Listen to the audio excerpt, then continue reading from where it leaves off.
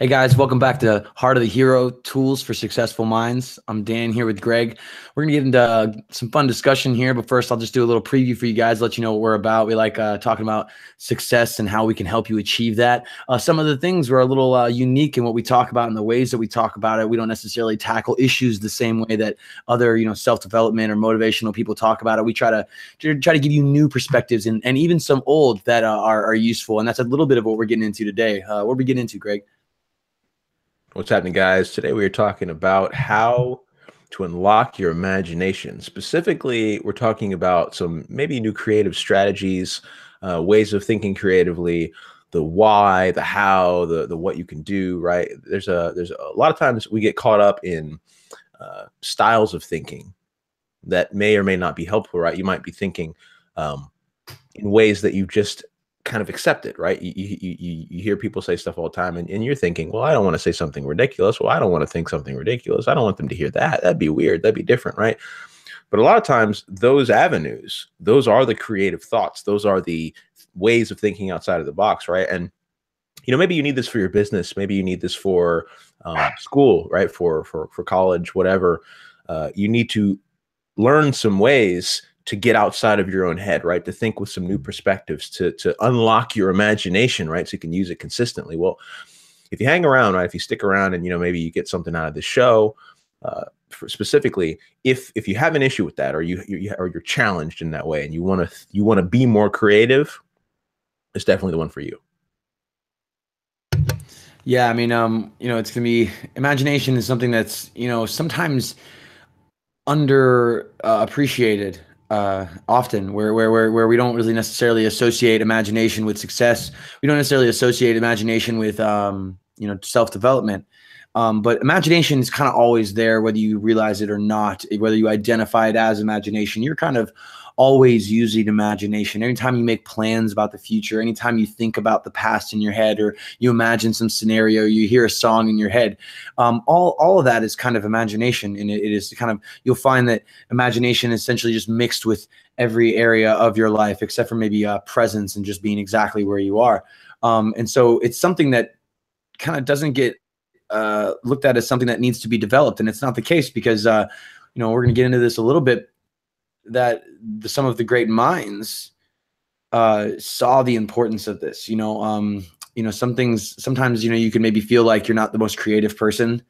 You're not very good at creating just new ideas or developing new ideas and ways of doing things. You're not good at planning ahead and those type of things. And some of those issues come from a lack of ability to use the imagination productively, and I think you can find, when you learn how to, you unlock some new abilities in your mind, and abilities to problem solve, and abilities to think about issues and go about it. So imagination is very important, and it's very close to you, whether you even realize it's there. You're using it most times. So I think one of the first things that could be helpful for someone watching or listening right now, is there a way that you could identify, and this is a question for you if you're listening, guys, right now, is there a way maybe that you could identify if this is an issue for you? Because if you're coming in, maybe you're just now joining, right? It's a live stream. We usually kind of keep this stuff put on, right? Or you're picking it up later, but you might be aware that you kind of have some deficiencies with being creative. And I remember specifically for myself that I used to think, oh, I'm not a creative person. Oh, I have issues being creative. Oh, I never think outside the box, and I'm just not that creative, right? And that in itself is limiting. It's limiting because you bar yourself from getting beyond that. You bar yourself from moving beyond that kind of creative barrier you put around yourself. And it's kind of constraining, right? It's kind of like a ball and chain, so to speak.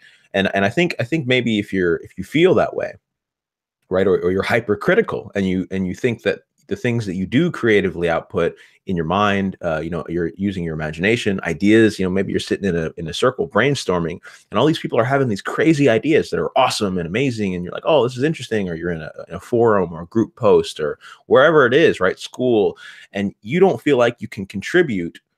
You don't feel like you can create or think in a way that's kind of outside the box enough for you to connect, right? Well, I think if you have that sensation, if you have the the belief or the feeling experientially that like you're just not good enough at thinking creatively, right? If you've identified that feeling to where like the things that you do create, the things you do come up with your own imagination, they don't seem like they're that novel. They seem like, well, someone's done this before, someone's thought of this before. This is not that interesting, right? Maybe that is the doorway, right? Maybe that is the way you know that this is an issue. Yeah, and I think it's important to see it as an issue if you see some kind of problems in your life. And like I think some of the things that I notice in people when they have a lack of imagination when talking with them and coaching them is their memory kind of fails them. People who have no imagination have a hard time remembering their lives and being able to bring those memories to the front of their minds and actually access memories, access thoughts. And, they can be kind of forgetful people because they have a hard time accessing those memories in any type of experiential way because they can't imagine that scenario. There's a lack of bringing things back that are, productive lessons. You can go through things multiple times because you haven't, you forget these lessons that you've learned throughout your life. And also, it kind of affects your planning ability. It affects your ability to see the future, see kind of the potential problems, the potential worst case scenarios that you can have, so, not having imagination can cause some problems for you. And so if you feel like you have a hard time, if you're in a place where you feel like you have a hard time planning for the future, or, you have a hard time really thinking about your past, or, you can be in this place where you might have, suffer from a place of needing some imagination stoking. You need to stoke that fire of yours and get those creative juices flowing, because those are only a couple little practical ways that it can affect you. And I think we're going to talk a little bit more how Einstein used his imagination to come up with the theory of relativity, and how and why it's important for you to be able to use your imagination expertly, because it has the capability of unlocking a lot of things that are right now restricted to you, or maybe restricted to you. Maybe you're used to this and this and you're already working, and this is kind of review, but we're going to cover this from a different way, even if it is. And I think diving into this is something that everybody needs to hear, and everybody needs to kind of pay attention to and actually apply this to their life. Yeah, and I think it's kind of key to reach back, and I don't know. I don't know if there's a way I could maybe phrase that better, but there's kind of something that'll happen to you if you're interested in this as a topic, right?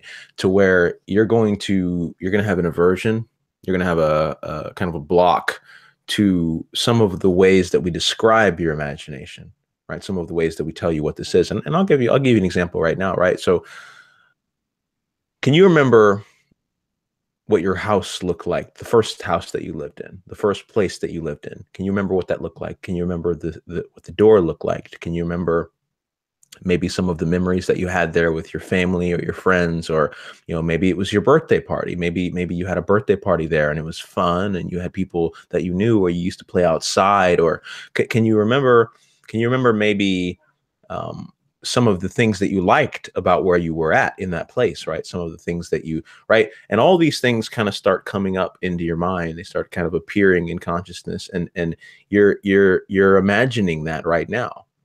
And it's not a bad thing. It's a really useful thing. But the one thing you need to understand about imagination that I think people just leave behind when they think about it, you think it's this kid's tool, right? You think it's this, we're thinking about fluffy flowers and rainbows and unicorns, and you don't understand that imagination is the most powerful way that you can think, bar none. Because reason, right, logic, right, the conscious, the reasoning faculties, they deal with what is, right? They deal with what is, likelihoods, probabilities, really. But the imagination is the set of all possible happenings, anything that's possible. Right? Let's say that you imagine a dog with a wolf's head, right? Or a bear's hand, or you imagine $100 bill with SpongeBob on it, right? These things you would say they're not real, but they could be, right? They're possible. So your ability to imagine, your ability to grow your own imagination, actually gives you an ability in the now. It gives you this kind of new ability in the present to take your mind from here, from what is, from what you believe is possible, and really take it further and further out to the entire set of possibilities for your life, for your family, for your friends, for your financial situation, for your creativity, right? For your creative faculty, you know, putting that stuff out in the world that you want to create, the ideas. And if you don't work on that, if you don't train that, if you don't even know how to use it, and some people are afraid of it because you think it's childish and you think, oh, I'm not going to imagine anything. This stuff isn't real. But how do you come up with an idea in the first place? Where do ideas come from? It's your imagination, right? You have to create it. You have to experience it in your head before it's even there, right? And that is imagination. You know, and it's the thing is important to understand the definition of imagination, because, you know, it's kind of a vague term. We have all these concepts and ideas of what it is, but by definition, it's really just the faculty the faculty of forming new ideas, the action of forming new ideas. And really really what that means is that you have this place in your mind. You have this space that you can create new things that are not yet externally, you know, noticeable through the senses. Like, it's not there. It's not physically manifesting in any way except for in our mind. But you can, when you use your imagination, you're essentially using this space to form new ideas that aren't actually in existence right now. Even if, that's the thing to understand here is even when you're thinking about that memory, you're only picking up, your brain only remembered one billionth of the information that was available to you at that time when you were there. So even that picture that you're painting in your head is kind of filled in with some just other stuff. It's just like it didn't actually look exactly like that. You know, it would look different if you were actually there. It wouldn't be how you remembered it in your mind. Even when you're thinking about real things, it's because your imagination created that scenario. It's not actually real. That's not actually the place. And so when you're coming up with new ideas, and you're thinking about business ideas or what you want to do with your life, what you want to do with your, you know, what kind of lifestyle you want to live, what kind of people you want to be around, what kind of person you are. When you're thinking about all these things, things for self-development and success, this is where imagination is very important, because you need to be able to imagine yourself as successful. You need to be able to imagine yourself as a person who can actually do this. Imagine a type of lifestyle that's actually gonna fulfill what you want.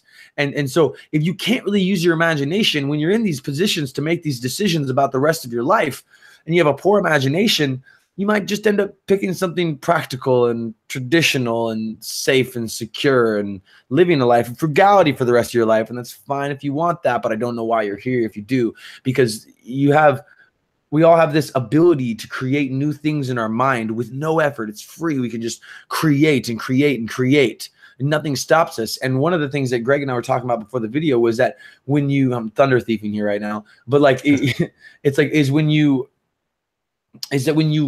allow your mind to wander to just random concepts. He was talking about, like, you know, he said earlier, a wolf with bare hands, or, you know, somebody with 3 heads, or, you know, whatever it is. You think about these abstract concepts, and you're like, oh, well, what's the point?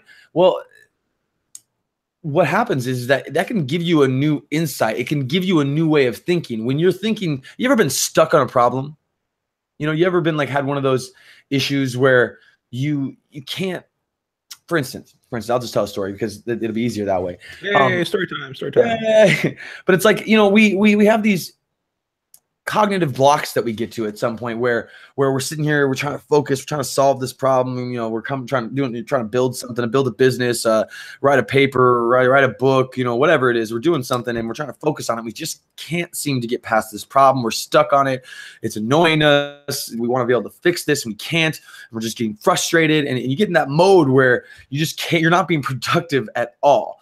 And so what a lot of really brilliant minds do I'm not talking about the brilliant minds today, the brilliant minds back then, is they had these like tools for imagination that allowed them to get their brain to think differently, get their brain to think creatively, get their brain to think in a different way, because quite literally, physiologically, if you think in a completely different manner than you were thinking, like about a wolf with bare hands and it running through the forest, and if it would be faster or slower, and you go through this little scenario, your mind is actually active in different areas than it just was physiologically.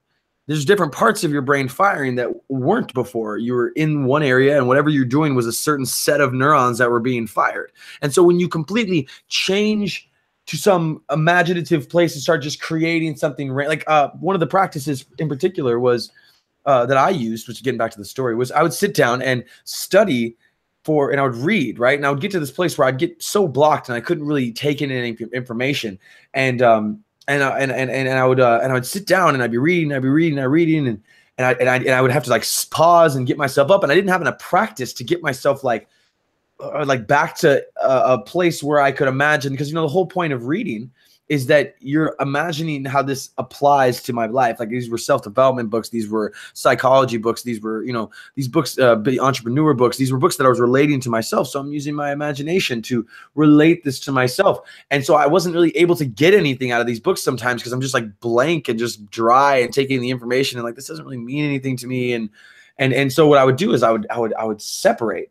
And what I started doing was, because of all the stuff I learned about successful people using imagination techniques, was like, okay, we both do this, Greg and I, and we came up with ways to proc our imagination, and they've evolved and they've changed over the years.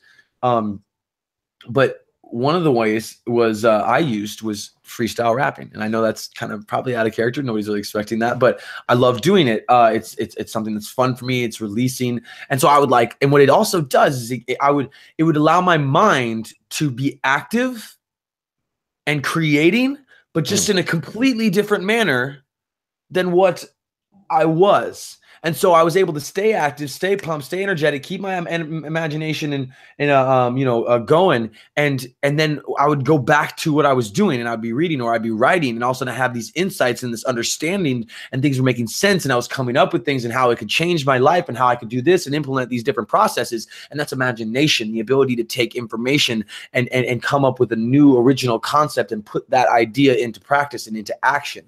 And so we find that there's these tools that you can use to get yourself through some issues in your creative journey. Yeah, you reminded me of a story. You actually reminded me of a story that I have that I'm going to share, but I'm not going to tell you exactly what happened, because what happened is kind of boring if I use it. It was a programming story. No one wants to hear about that, but I can explain it in a way that will make it kind of fun and interesting. So there was a time, and I've mentioned this several times, when I was very, very interested in teaching myself sort of the basics of how to program, right? Well, when you're programming, you're supposed to write these lines of code. And essentially what you do is you take these pieces, you put them together, and they do something, right? They add something up, or, you sort through some images or whatever it is. It's just, they're supposed to do something, right? Well, a lot of times you can take a bunch of small pieces, and put them together, and they'll do something even bigger, right? That's Facebook, right? That's Twitter. They're just very small pieces of code, a whole bunch of them, thousands of them put together to do something big. Well, I was programming, right? And I was having this problem where I kept running into these creative blocks because I didn't have that many tools. I didn't know that many different programming techniques. I just knew like 6 things. Well, and here's the I guess simile or metaphor. I'm not sure which one it is, but let's say I have a pencil, right? And so my goal was to build a log cabin, right? A small house. That's all I wanted to do. Was I wanted to build a little house. And this was the program. The program was the house, right? It was supposed to do something. It was supposed to, people were supposed to be able to go into it. You have a little furniture in there. I was building this house, and it was actually programmed, but the metaphor. So what happens is I see this house, I see what it's supposed to look like. And I'm like, man, that's beautiful. Like, they got a roof on it. Like, they got this little, roof on it, and it's green. And so they painted it. And like, there's all, these sides, they're ribbed because they took the logs and they made them perfectly, measured out. So they all fit together, right? They had a great foundation on it. Like, man, this is a great house, great door, great windows. It's amazing. Well, I'm looking at this problem, right? It's this programming problem, and I'm seeing it, and I'm like, okay, So I know what needs to be done, but I don't know how to do that myself. I don't have the tools to do that myself. It's not, but I want to build a house. I really want to do that. So what is, and I really did this. I stepped back, right? I was in my chair and I stepped back and I leaned my head back. I was like, okay, is there a way that I could do this? Because I just got so sick of going to learn more stuff. I was like, I don't want to learn more stuff. I want to do this. I want to make this happen. I want to succeed. Like I want to bring this into the world so I can just keep moving on to the next problem, right? Sometimes you just want to do that. Well, I'm like, okay, is there a way that I could do this without learning anything new? And that question, right? That question made me start thinking of it in a completely different way, because I was only thinking, what do I need to learn to make this happen? That's all I was thinking. Like, what do I need to learn to build this house? And then I was like, well, is there a way that I could do this without learning anything new? Well, here's what happened. So every tool that I had, right? Every tool that I had at the time, wasn't very many, but let's say that I had, this is what I had, right? I have a pencil, I have a crayon, and I have a fork, right? Those are the tools that I have: pencil, crayon, fork. That's all that I have though, right? So they have this beautiful house, just a beautiful house, and I want to build it. So what do? I take a pencil, I stick it here. I take a fork, I stick it here. I take a pencil, I stick it here. I take a crayon, I stick it here. And I do this over and over and over again, thousands of times. This same tool, the same thing, the same setup. I just use this over and over and over again. And what I do is I made this little program that kind of fed into itself, right? So it was almost as if, it was almost like I took all of these pencils and crayons and I stuck them together, and it was this ugly house, just this horrible, terrible, like you touch it, it's going to fall apart. This horrible, ugly house. But what happened? I built it, right? I put it together. I was able to build this and actually see it, and it worked. It functioned. It did what it needed to do, right? It kept me out of the rain. So it was, and this is a program. It didn't really do that, but I'm in the thought here, right?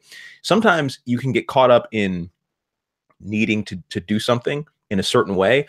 And so it can be helpful if you ask yourself certain questions that will change the way that you're looking at it, right? Because I could have just as easily said, okay, I need to go figure out now how to make measurements and buy the tools that I need. I need to figure out, how to blueprint this out. But that's more stuff, right? That's more learning. That's more information. That's more time. So instead, I was like, well, what tools do I have right now? Can I make this into a house? Yeah, it's going to be garbage. It's going to be really ugly, but it will be a house, right? So sometimes to make yourself more creative, or to change your perspective, or to think in a different way, you can just ask yourself some questions, and they'll change the frame, the way that you're looking at the thing that you're doing. Yeah, and I think that's very important. New perspectives when looking at imagination, and you kind of touched on something else in there that we'll cover in another video, which is information. Which, and one thing that you learn once you start doing your learning process, your independent study, your schooling, your certifications, whatever you're doing, what you'll learn is that your imagination is leveraged by your information that you have. And so that learning new processes, taking action and learning from them, feeds you more information for your imagination. So, because then when you go to build this house in your head, the next time, you already have those problems or things that you ran into that you noticed, that just the messiness, or how you have this information now that you can now use to leverage that imagination a little further. You're kind of building on a project as you go, and each step that you learn something about it, you can imagine how else that can play. What else can you do to improve? And these questions, these abilities to actually get yourself in a good place to think productively, is that ability is summoned by leverage. And one of the leverage is the information that you have. And Greg was saying, can he build this house without any more information? And he did. It wasn't great. And that's a good representation of, if he had more information, the house would have ended up, the end result would have been better. So information is actually a good leveraging point with your imagination. If you have a lack of ability in your imagination in the areas that is, you might find that you're having an issue. If you're having that issue, that you might not have enough information. And it's not necessarily vital that you have that information, but a good way to leverage that information and give that a proc is go flood your head with this information. Go go pick out some information that's related to the subject matter that which you're dealing with, and then go back and try to figure out the problem solve, because that gives you some leverage. And I'm a little anxious here because I want to talk about Einstein. Yeah, please. Do you want to maybe get into what are some of the exercises, or one of the exercises that we're talking about that he used? Yeah, so I don't know that it was necessarily an exercise that he used, but it was a method of thinking. It was a way of thinking, and it's ultimately the way that you can leverage your creativity the fastest is by thinking in this way. All right, and it seems that the way that Einstein thought in general was from a place of not knowing, from a place of he didn't know what it should be. He didn't know what the outcome should be. He didn't know what should happen. He just was kind of letting it go. And if you kind of look at some of the quotes that he has, he talks about this, to where, he talks about imagination and how you need to sort of lean into that, right? Well, the only way to really do that is by stepping back and acting as if you don't know what the answer needs to be, right? I think there's a quote where he says, if I had a problem to solve and I had 50 minutes, I would spend 45 minutes thinking about the problem and 5 minutes solving the problem. Well, yeah. He's not ruminating thinking, as in like, this is what needs to happen, this is how it needs to be. He's actually letting his mind go and thinking about the problem in different ways, right? Because you can't, and this is another one. He says you can't solve a problem from the same level of mind that it was created from. Well, what does that mean? Well, it means that you have to actually take on new perspectives and look at your problem in different ways to become more creative. Yeah. And one in particular, the one I was thinking of was which actually led to which led to the theory of relativity that he came up with, was he was working, I don't think he was at the university at that time. I think he had already dropped out. Because I'm pretty sure when he wrote the theory of relativity, he was a patent clerk. And so the story is, and it's a commonly known story, that he was, or at least among the intellects, and he was looking at workers out on the adjacent building, and he kind of like wondered, like, what would happen if they fell? And so what he started doing was he started imagining these workers. kind of messed up if you think about it. He's got to imagine these workers falling off these buildings, and instead of just thinking, like watching them going, oh, splat, like that's not what he's doing. When he's imagining them falling, and he started asking himself questions. He started like, what would it be? What is it like for them in that state of falling? Like, he asked himself, like, what would they weigh if they tried to weigh somebody while falling? What would they weigh? Would they weigh anything? Like, his theory was that that was the natural state of being. That motion was the natural state of being. And it was, so he started asking himself questions like this, like in different ways, and imagining this happening and letting his mind kind of just wander over seemingly nonsensical things, because especially at the time, this theory of relativity hadn't been discovered yet. He's the one who writes it. And so this concept that he's thinking about, one thing that's commonly talked about with Einstein, is that he was a very original thinker. He was very he was a bad student.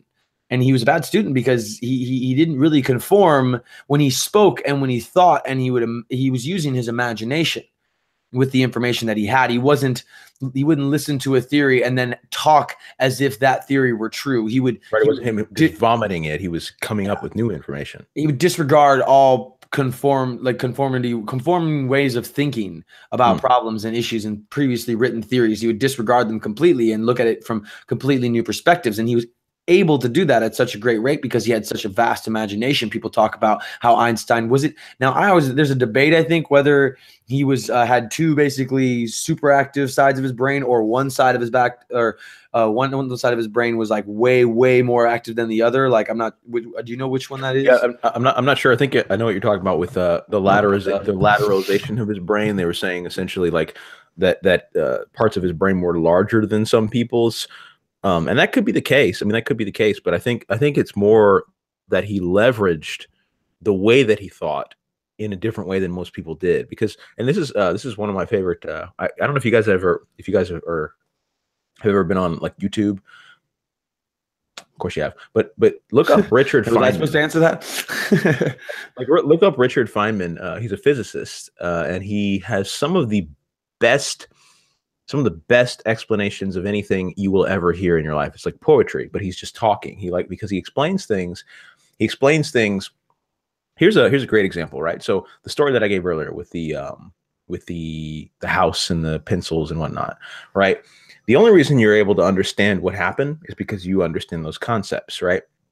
But if I were to talk about like programming or C# or JavaScript, or like, you know, what a generator is, or any of these like things that are programming related concepts, you probably don't have the information to understand what I'm talking about.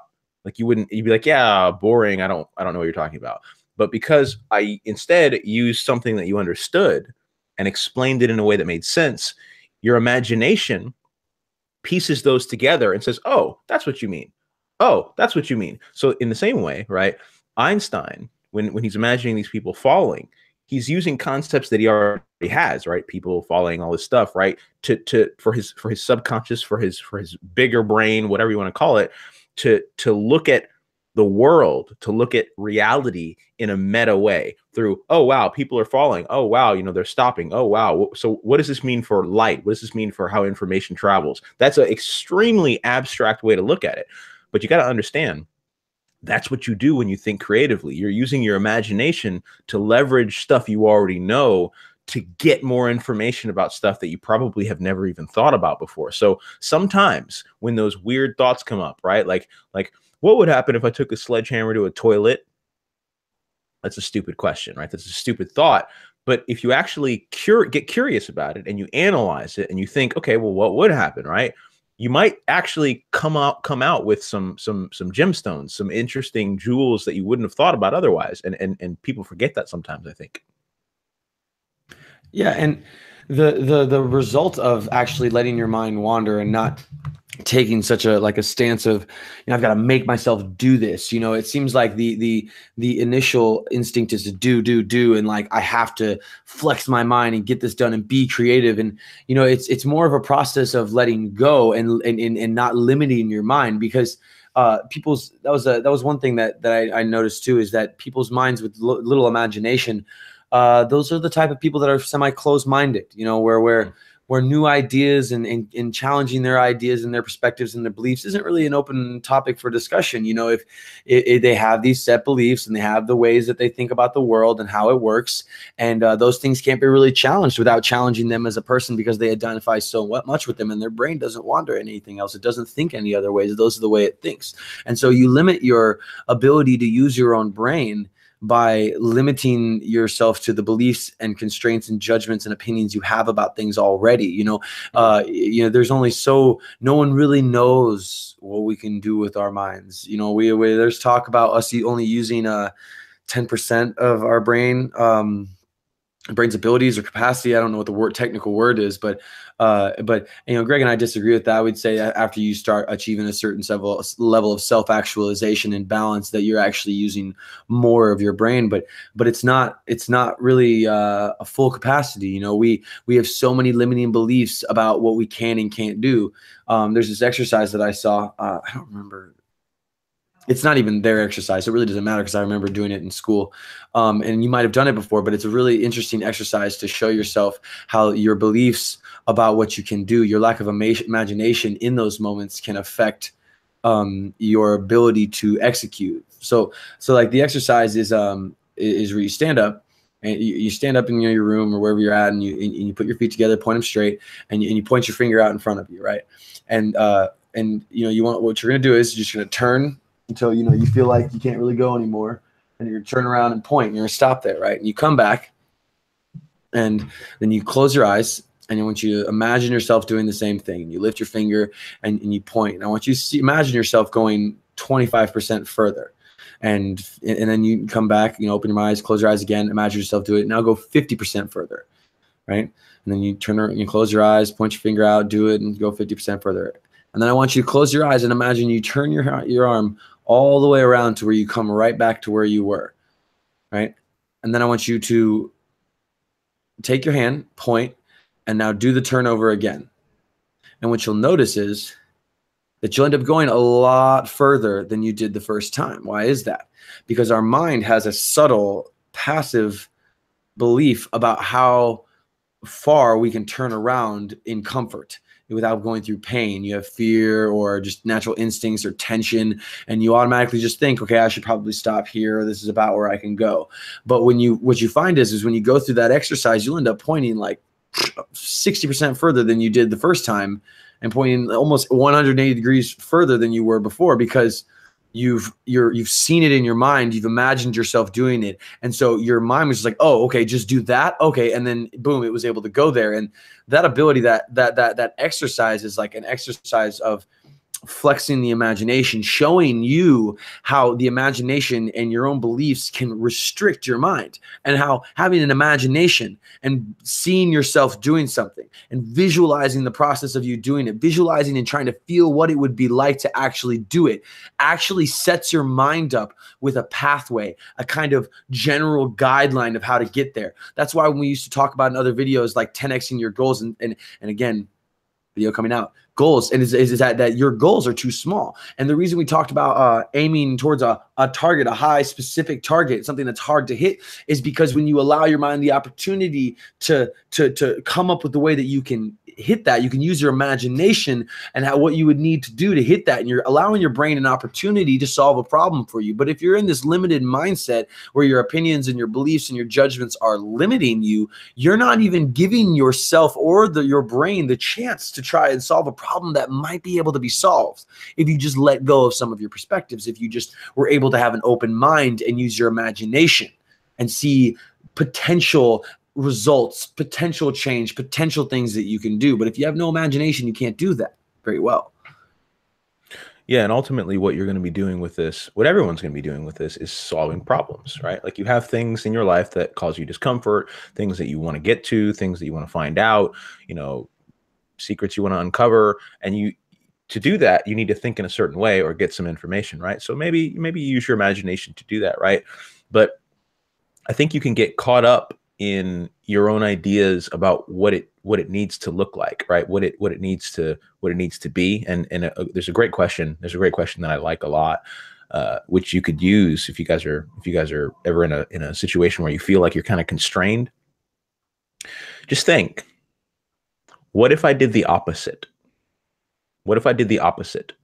Whatever the thing is, it could be anything, right? It could be going to the store. It could be anything, going to college, like going to a certain school, like having a certain relationship or not having a relationship, whatever it is. Like you could just ask yourself, well, what if I did the opposite? And don't come up with an answer, right? Don't come up with an answer. Just kind of wait for an answer. What if I did the opposite?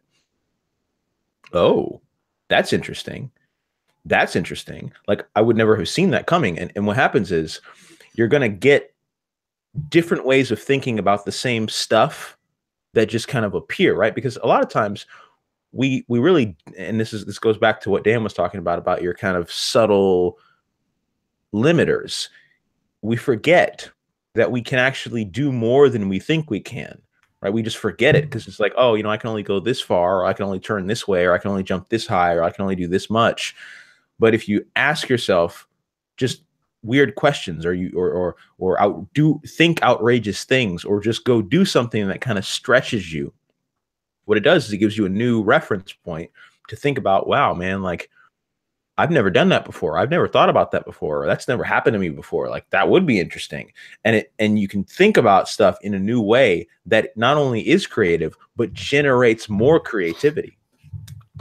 And it's important to find exercises like that, the exercises that just naturally generate this for you, that actually get you, you don't have to try and flex this muscle. It just kind of pushes you and pulls you towards it. You kind of fall into it, those exercises, those ways of thinking, those pathways, those tips, those tricks that you can find, whatever it is that's custom fit for you, because the imagination that you have is individual and custom fit for you. Only you have that way of experiencing the world. And so, what fits for you might not fit for other people, but what is it for you? Go find what it is that actually fits for you, that gets your imagination fueled and rolling and get that creative juices flowing. And you're not always going to be able to call on it. Sometimes you're just in a muck mood. I think you can if you were really determined enough, but you're going to face resistance sometimes, and it's not going to be as productive as you want it to be, but it's a skill. It's a muscle that has to be flexed and built and strengthened for you to actually be able to execute well on this every time. It's not something that you just do once and now I've got it, I can do this every time. It's a practice. You have to get good at it a little bit. There's a skill, there's a way of, convincing yourself. You have to go through the, distractions and, or, mood that you're in. You got to push through resistance, whatever it is that you end up having to go through. If it manifests, then you'll go through it and you'll grow from it and you'll get better at getting to a place where you can use this imagination, place in your mind to help imagine a more successful and a better you. How do you know that? How do I know what? How do you know that? It's a real question. Because maybe some of the guys are listening now and they're like, yeah, cool, great. And you talk a big game, right? You give a lot of good information, but how do you know that? How do you know that you're going to have to go through this resistance? How do you know that you can't just be imaginative or just like how do you know? Where are you getting this information from? 'Cause I think some people, maybe they're skeptical, maybe they're curious, maybe they want a story, but how do you know that? I mean, you don't know. I'm making an assumption based on the fact that you guys are here. I'm making an assumption in the fact that you're actually digging for information on how to get this figured out. So my assumption is that you have trouble doing this in the first place. And there are something that stops you from doing that. You might have actually not identified what it is yet that stops you from using your imagination at its fullest. But there is something there because you're on here trying to find ways to use your imagination in better, more efficient and productive manners. And so the resistance that I'm assuming you're feeling, it could be anything. And I'm not sure. It could be distractions. It could be depression. It could be anxiety. It could be your workspace. It could be a lot of things that could be messing with your ability to, create and use your imagination. And it's all individual to each person. But and maybe you're not. Maybe this is the first time you're even thinking about this and using imagination this way, and you might not feel resistance. It's totally possible to go out and just do this. And maybe you're a really creative person, an imaginative person, and you just never thought about really using imagination in this way. And you might not have a problem using it. And that's great. But I'm assuming that if you're here trying to find tips and ways to use your imagination more efficiently, that there is something that's stopping you, and you might not have identified it, which is important to try and do. But there's something stopping you because you're out here looking for tips on how to do it, whether it just be you don't know enough about the imagination or how to use it, or whether it be you've tried but you can't stay focused. You've tried but it doesn't really get anywhere, and you don't know what else to do once it doesn't happen. How do I get myself in a good state? These type of things are I've talked about in a previous video that state change, like that's an exercise that you can use. Look into state change and how to get yourself into an actual good place where you can use your imagination, but I'm assuming that you have these problems because you're out here looking for solutions, and the resistance that you may feel only might just manifest as an ineffectiveness, and you don't necessarily know what it is, but giving you a new way of going about utilizing your imagination is a way that you can maneuver any obstacles that might come in your direction. Yeah, and I think it's really about just getting yourself some new tools. I mean, your old tools can get old. Like the stuff that you're doing can get old. The patterns you're using can get old. Like the way that you're thinking can get old. Your life can get old, right? You just kind of get bored with it sometimes. You're kind of like, oh, this is I don't know if I like this. I don't know if I like this movie. I don't know if I want to be here. I don't know. Like it just gets boring, right? So you can use the imagination, and this is why we say, and this is specific, this is why we say it changes everything.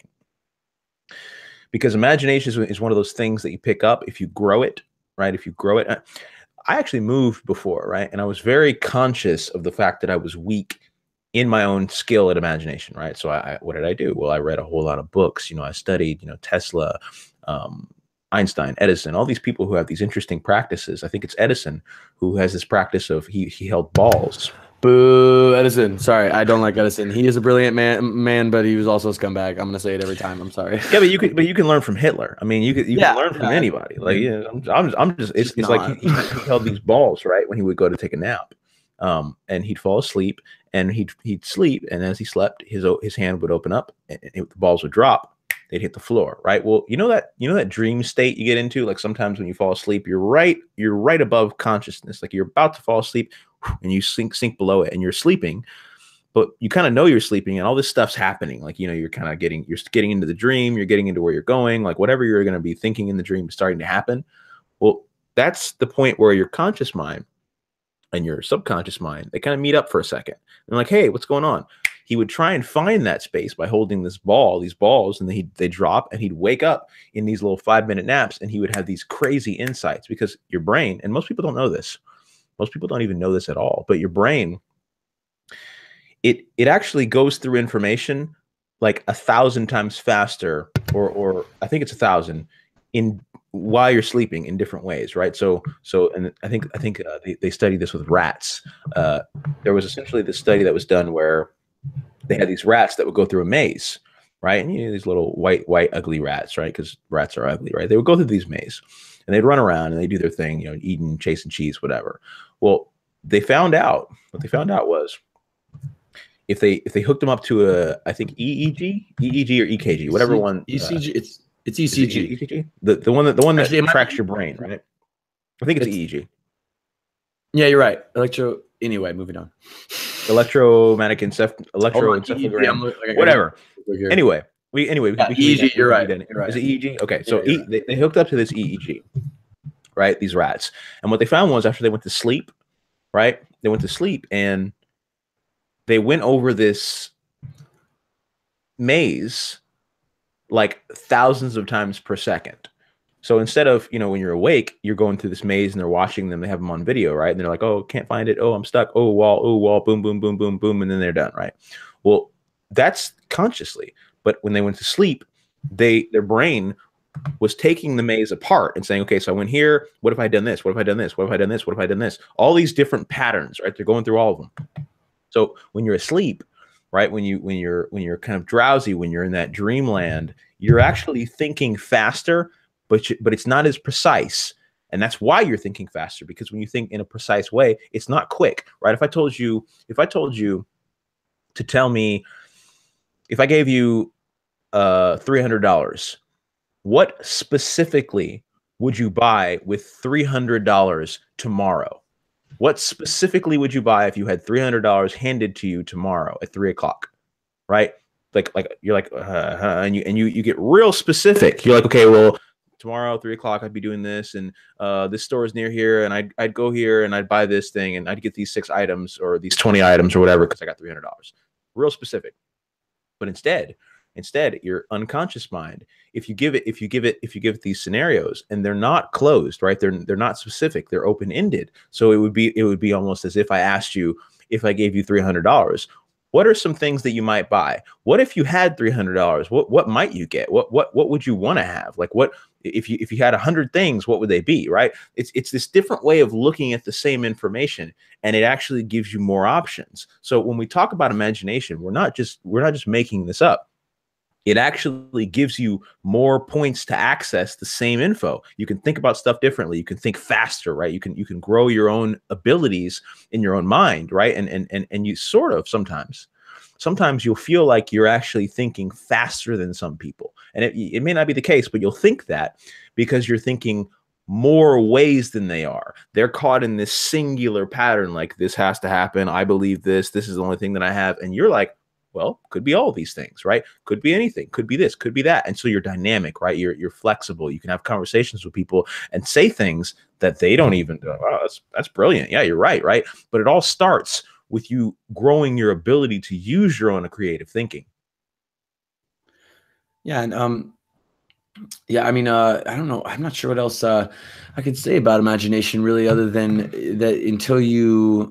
that there's not like there's a level that you are going to have to get past at first, which is kind of the habit building, the habit forming of getting this practice of building your imagination and its abilities. There's a first level that you got to get to where that implementing this as a habit, not necessarily just something you do randomly to try to have good imagination. You just randomly, you don't just randomly go about doing this, say, oh, I'll do this one time and that'll help and I'll do it another time. No, you want to actually implement this as a practice, because if you don't, you're not actually going to have much progress. You're not going to have much, skill building. It's going to be difficult for you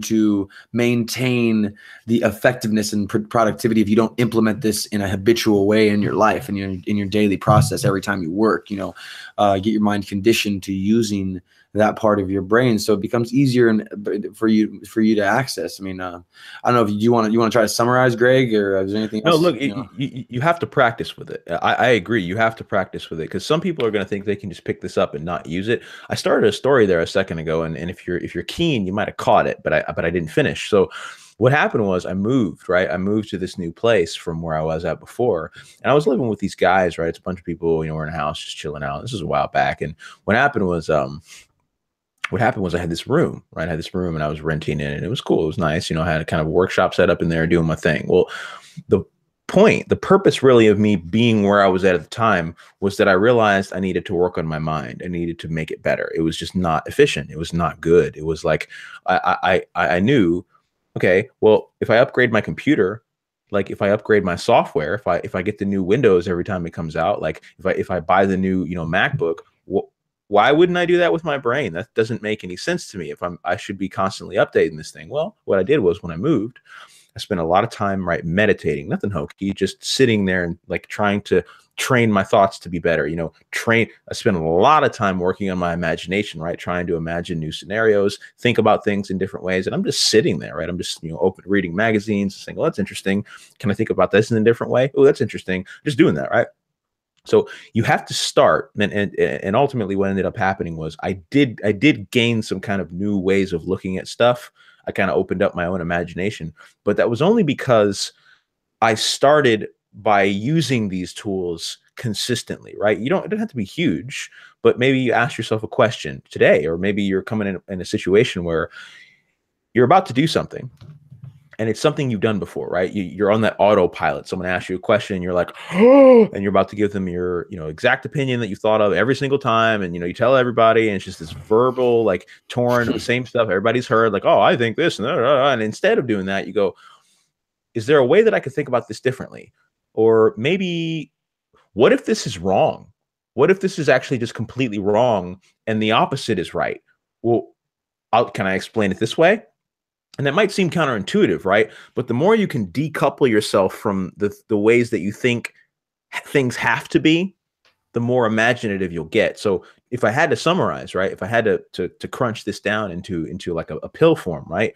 You have to take yourself further away from the things that you already think must be true. And you got to stop looking for an outcome. When you're being creative, right? When you're trying to work through your creative thinking process, you need to release. You need to stop thinking, I need an outcome of being creative, because all that does is it gives you this loop of I'm being creative, I'm being creative, I'm being creative, and you're not being creative. You're trying to be creative. Creativity will come, right? Creative thinking will come when you stop thinking about doing it and you just go be with that, right? You just let that come. You kind of a good way to think about it is, if you are trying to kick a soccer ball, right? I don't know if you ever played soccer before, football, not American football, like soccer, right? With the little white.